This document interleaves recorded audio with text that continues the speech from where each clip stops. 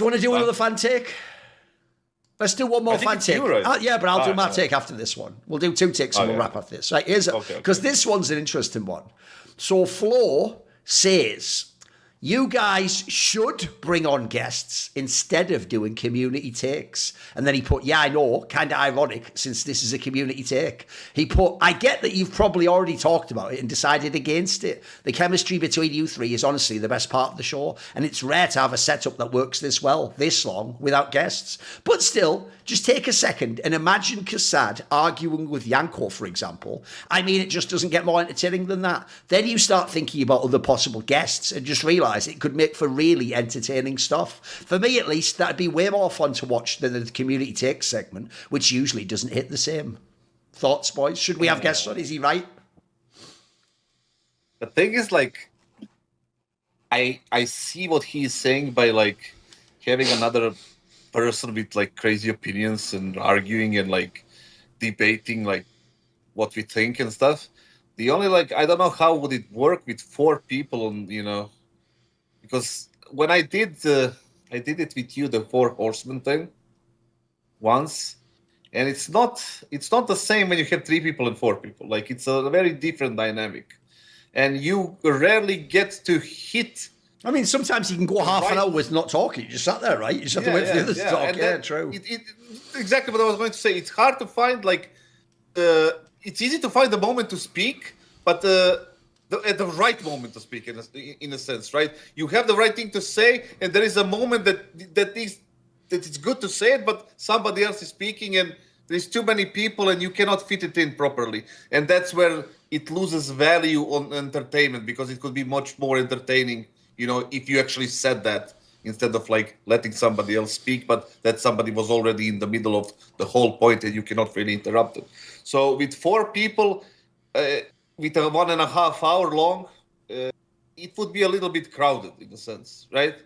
That's how it would feel to me. I don't have anything against a guest here and there. I'm not just sure how would it work for everyone, you know? Okay. We just got to make sure it's the right kind of guest. I mean, I feel like there's a pretty short list of people in the space that would work on the show. Like, for example, we wouldn't get the same people. On Snake and Banter, sometimes we're getting a person that's just getting their feet wet in the space. They've had a couple good pieces of content, whether those are articles or YouTube videos or they're a tier 2 caster or something. But for somebody to be on Hot Take Point Made, my short list would be Richard, Pimp, Launders, Yanko. I mean, I think actually all the talking counter guys could handle being on it probably. But you know what I mean? It's pretty much just that. Not Jason. No, not Jason. Maybe chuck in some Donna, some a little bit of Edge, you know, something like that. Yeah. Overdrive. You would just get mad at us and call us ugly haters. That's true. So maybe not. Maybe not. No, I'm just kidding. Yeah. No, there's just only a handful of people. So it would be okay. It's just that, you know, if we made it a guest every now and then, we'd kind of run out of guests pretty quickly. Yeah, basically, I actually agree with Maui, the strongest on that. The problem is, first and foremost, one thing he's missing is it's way easier to schedule a show with the same exact 2 people every week. If you add a guest in, it's one of the reasons why most of my shows aren't live on Twitch, because I can't know what day and what time the show's going to be, and so it doesn't make any sense to have a random moving live schedule. You need that schedule to be on the same day at the same time, so people get trained of like, right, Friday night I watch this, Tuesday at 6 p.m. And if you don't do that, that doesn't even work as a method. And then also, I created this show. I think I've told this story in the past. The third person wasn't going to be Kassad. It was actually going to be Pimp. It's just we had some issues getting the show off the ground. And then I just thought, right, let's try Kassad. I think he could do a good job in that role. But the reason why... History was made. Also, but it was actually better in that case too. I mean, we just didn't know. Kassad is crazy. Listen, we just didn't know that, like, essentially, if anyone knows a British reference here, hopefully no one does, then it'll just go over their heads. Don't worry, boys. It's a bit like when Stephen Merchant and Ricky Gervais found Carl Pilkington. When they found Carl Pilkington, they knew they'd hit gold. And a load of great podcasts came on. Just look on YouTube if you want to know what I'm talking about. Anyway, I know exactly. Don't worry about it. You're my CS Carl Pilkington. So I know. So, that's the role role you're playing for me, so I just want to show you off to the world. No, so first of all, it was actually inadvertently better. That was obviously God made Pimp not able to do it.